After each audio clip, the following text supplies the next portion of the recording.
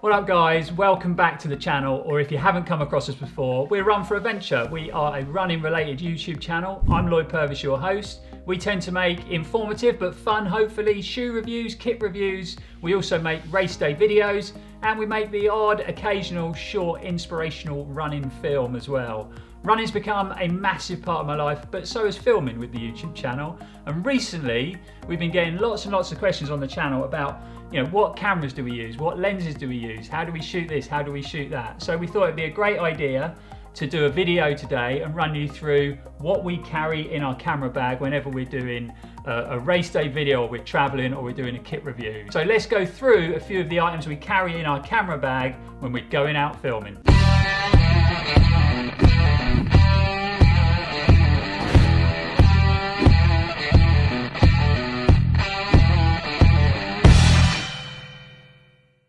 So first things first, I just want to throw it out there. I am definitely not a camera expert. I've got a very, very, very basic knowledge about all this equipment, but somehow we seem to pull it off. So let's talk about the cameras we use first. So the camera we are filming on right now is the Nikon D5500.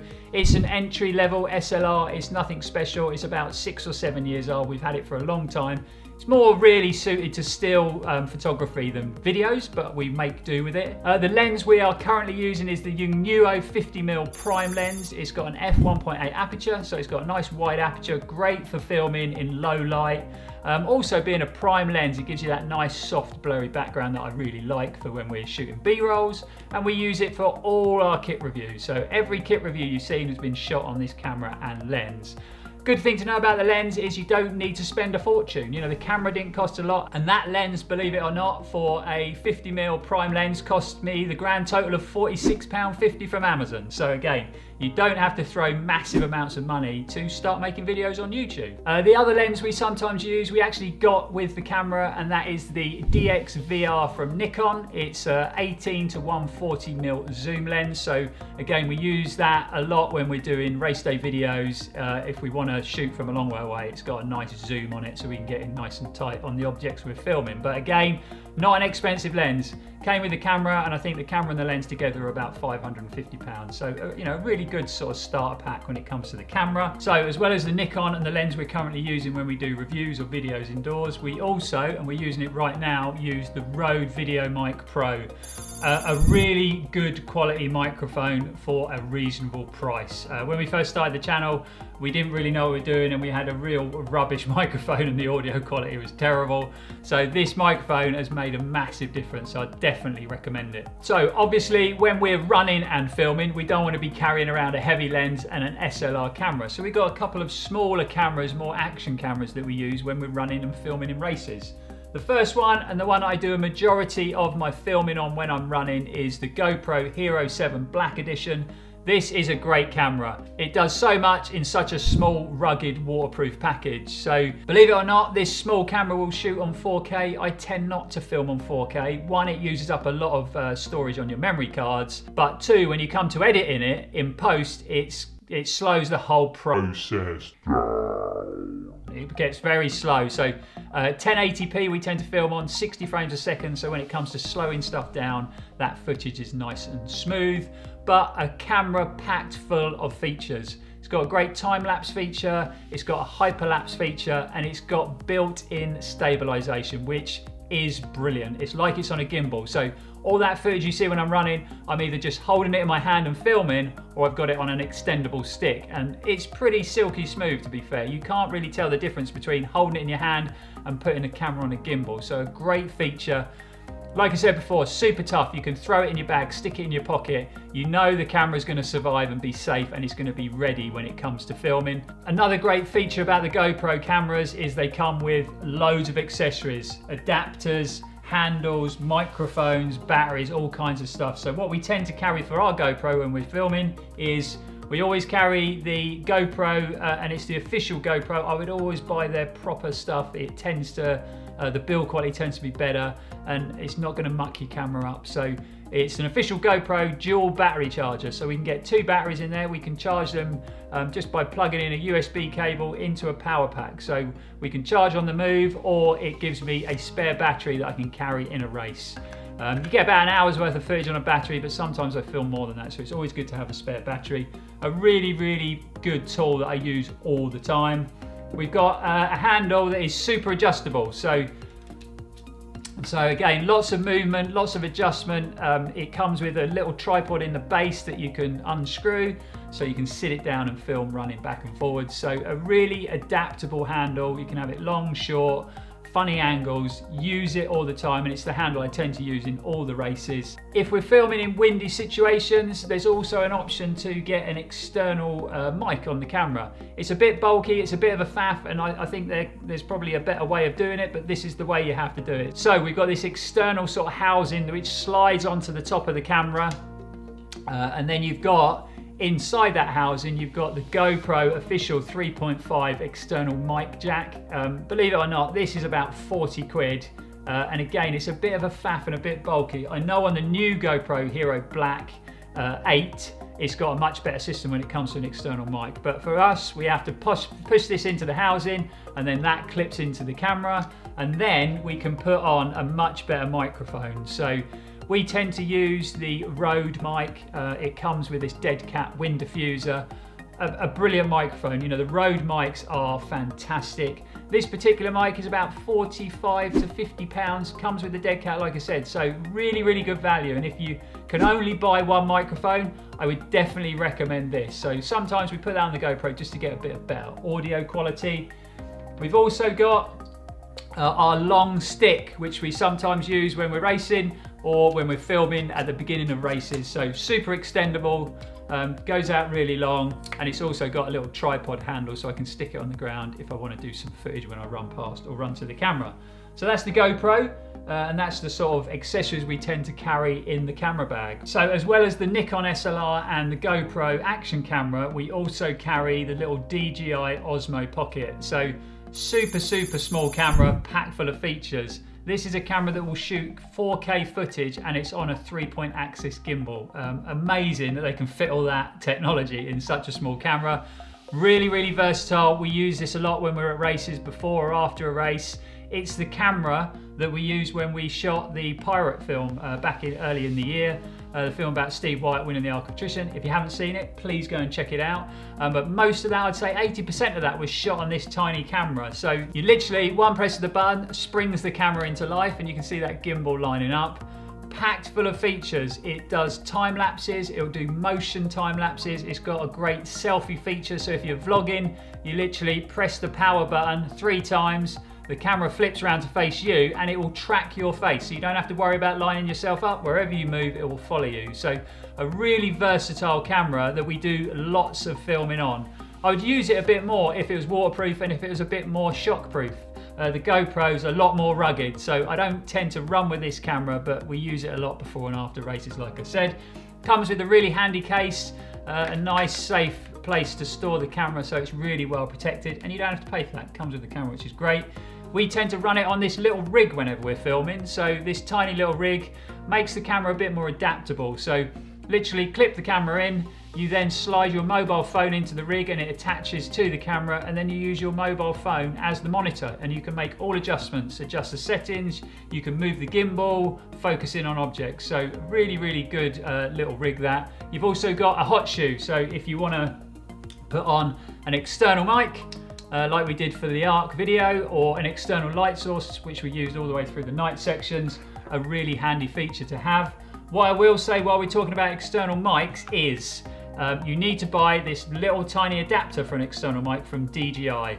Again, like the GoPro, these are not cheap. This was about 40 quid for this little adapter. I bought it direct from DJI, being an official accessory.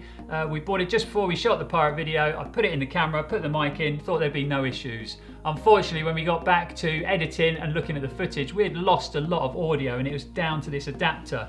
Couldn't believe it myself, being a DJI official product. Went on a lot of the forums, a lot of people said the same things, that they lost audio because of it. So maybe not the best idea to put an external mic on it, unfortunately, which is a bit of a letdown. We also carry this tiny little holder for the DJI, which is a nice little tripod. So if we're shooting a motion time lapse, literally camera fits in the housing there. You can sit it down on a rock or a step, wherever you're doing it, and it will just do its business and capture that awesome motion time lapse. So a nice little handy accessory to have. So that's covered all the cameras we use and a lot of the accessories from them cameras, but we carry a lot of other accessories as well, and important things I think to have in your camera bag, especially in cases of emergencies. So we'll go through some of them accessories now. First thing being our external light source. A tiny little external light from Aperture Lighting. They make some real quality kit. It's a super bright little LED light. Comes with this protective case, comes in with a little attachment for the housing and for a hot shoe, but it comes with 3 little filters as well, which is really handy. It's fully rechargeable and you get quite a lot of life and quite a lot of light for one charge as well. So we always use that, and we use that all the time. A really handy bit of kit. Also in our camera bag, we will carry several batteries for the Nikon SLR, and we've got this handy little sort of mobile charging tray. So this will just plug into a power pack, so you don't have to have a plug socket to charge up, so we can have 3, 4, 5 batteries fully charged, which is really handy. Talking about charging, we always carry a few power packs. So we have the slightly bigger power pack, and I've also got a smaller Pebble one that I tend to carry in races, really small, but again, you can charge the GoPro a couple of times up off one of these. So again, I would always carry a couple of battery packs just to be on the safe side. Other things, obviously memory cards. So we carry several memory cards in our case. This case, fully shockproof, waterproof. So you're not gonna get broken memory cards or water damaged memory cards and lose all the footage you've worked hard for to get. So really important, keep their memory cards safe, and I would carry as many as possible. It's amazing how soon you can fill up a memory card. Other important things I feel in your camera bag, especially if you're filming at races, and when we filmed at UTMB, we were out all the way through the night, so I'll always carry a head torch.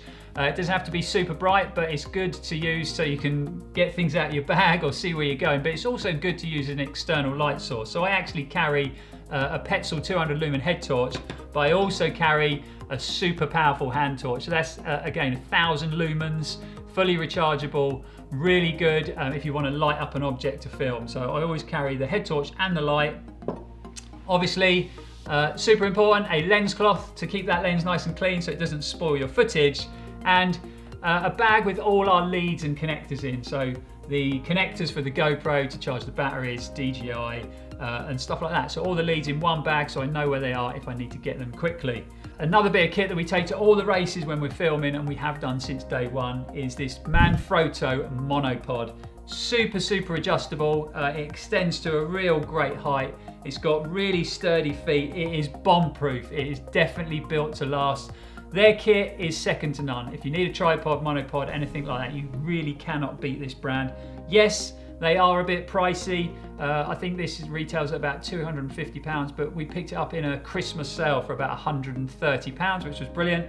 It's got a fluid head on it, so if you're filming, it is silky smooth. If you want to do any pans or tilts, really, really stable. And like I said, fully adjustable, really extendable. So a great bit of kit. If you can get yourself one of these, if you can't afford a gimbal or anything like that, this will almost do a very similar job. So brilliant, the Manfrotto Monopod. Luckily, just before Christmas, DJI were having a sale, so we treated ourselves and we brought ourselves a nice shiny new Ronin SC gimbal for the SLR. We haven't really had the opportunity to use it much. We used it a bit in the Pirate when we made that film, but obviously since lockdown, we haven't been out to many races to film, but so happy to have this gimbal. We're thinking about updating our camera to a Canon M50 because unfortunately the Nikon we've got isn't compatible, but when we got a camera that is, you can literally plug into this gimbal and so many features once you've plugged in and you've got a camera that actually works with it. So you can again do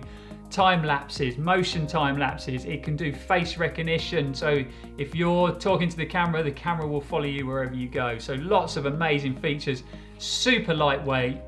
Build quality on the DJI gimbals is just, I mean, it's amazing. It's such a solid, well put together bit of kit. It comes with a little tripod, so again you can sit it down or use that as a bit of an extension on the handle. Really simple to use, to sync up with your phone and use all them features. A brilliant bit of kit. I can't wait to get out and use it a bit more thoroughly and do some filming, especially when we've updated the camera and we can do utilize a few of them features. So DJI Ronin gimbal, well happy to have one of them, that's for sure. So last but not least, what do we carry all this equipment in? We use the Lowepro Flipside 200 camera bag. It's pretty compact, it's pretty small, but we can fit all this kit in. A real good quality bag, super comfortable.